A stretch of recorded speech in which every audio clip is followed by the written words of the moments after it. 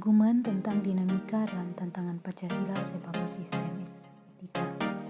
Yang pertama, argumen tentang dinamika dan tantangan Pancasila sebagai sistem etika. Pertama, pada zaman Orde Lama, pemilu diselenggarakan dengan semangat demokrasi yang diikuti banyak partai politik, tetapi dimenangkan 4 partai politik, yaitu Partai Nasional Indonesia atau PNI, Partai Muslim Indonesia atau PARMUSI, Partai Nahdlatul Ulama, dan Partai Komunikasi Indonesia atau PKI. Tidak dapat dikatakan bahwa pemerintah di zaman Orde Lama mengikuti sistem etika Pancasila.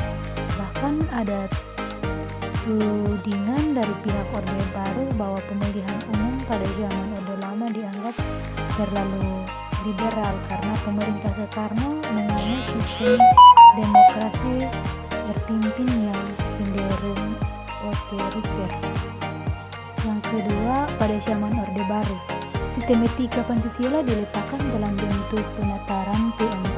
Pada zaman Orde Baru, itu pula muncul konsep manusia Indonesia seutuhnya sebagai cerminan manusia yang berperilaku dan bermakhluk mulia sesuai dengan nilai-nilai Pancasila. Manusia Indonesia seutuhnya dalam pandangan Orde Baru artinya manusia sebagai makhluk ciptaan Tuhan Yang Maha Esa yang secara kodarit bersifat monodualitis, yaitu makhluk rohani sekaligus makhluk jasmani dan makhluk individu sekaligus makhluk sosial. Manusia sebagai makhluk pribadi memiliki emosi yang memiliki pengertian, kasih sayang, harga diri, pengakuan, dan anggapan emosional dari manusia lain dalam kebersamaan hidup.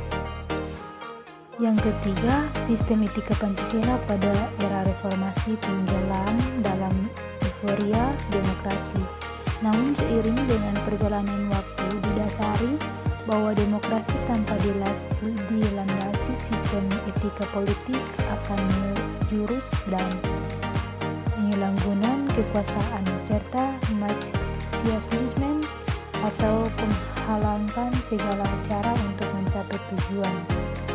Sufyan Effendi menyatakan bahwa moral bangsa semakin hari semakin merosot dan semakin hanyut dalam arus konsumerisme, hedonisme, sekulerisme, dan ketapakan karena bangsa Indonesia tidak mengembangkan blueprint yang berakar pada sila ketuhanan Yang Maha Esa. Yang kedua, argumen tentang tantangan Pancasila sebagai sistem etika. Yang pertama, tantangan terhadap sistem etika Pancasila pada Orde Lama berupa sistem otoriter dalam pemerintah sebagaimana yang tercermin dalam penyelenggaraan negara yang menekankan sistem demokrasi terpimpin. Hal tersebut tidak sesuai dengan negara yang menerapkan sistem demokrasi terpimpin. Dalam hal tersebut tidak sesuai dengan sistem etika Pancasila yang lebih menonjolkan semangat musyawarah untuk mufakat.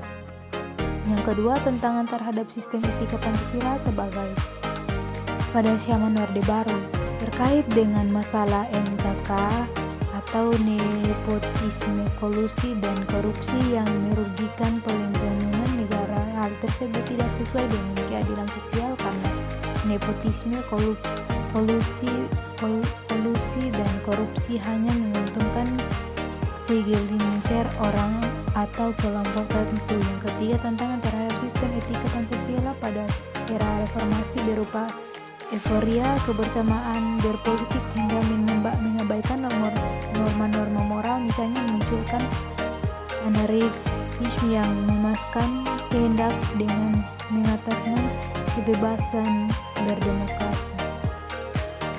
Mendeskripsikan esensi Pancasila sebagai sistem etika. Yang pertama, esensi Pancasila sebagai sistem etika. Hakikat sila ketuhanan terletak pada keyakinan bangsa Indonesia bahwa Tuhan sebagai penjama prinsip-prinsip moral. Artinya setiap perilaku warga negara harus didasarkan atas nilai-nilai moral yang bersumber pada norma agama. Setiap prinsip moral yang berlandaskan pada norma agama, maka prinsip tersebut memiliki kekuatan force untuk dilaksanakan oleh pengikut-pengikutnya. Yang kedua, hakikat sila kemanusiaan terletak pada extum humanus, yaitu tindakan manusia yang mengandung implikasi dan konsekuensi moral yang dibedakan dengan actus homini, yaitu tindakan manusia yang biasa.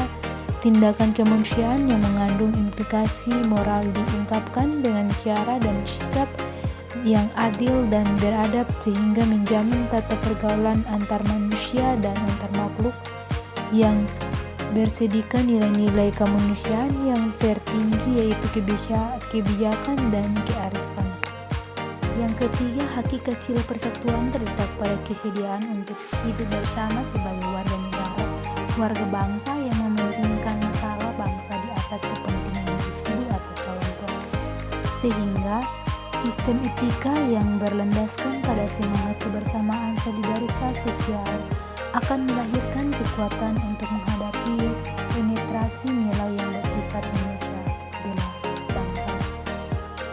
Yang keempat, hakikat sila kerakyatan terletak pada prinsip musyawarah untuk mufakat, artinya menghargai diri sendiri sama halnya dengan menghargai orang lain.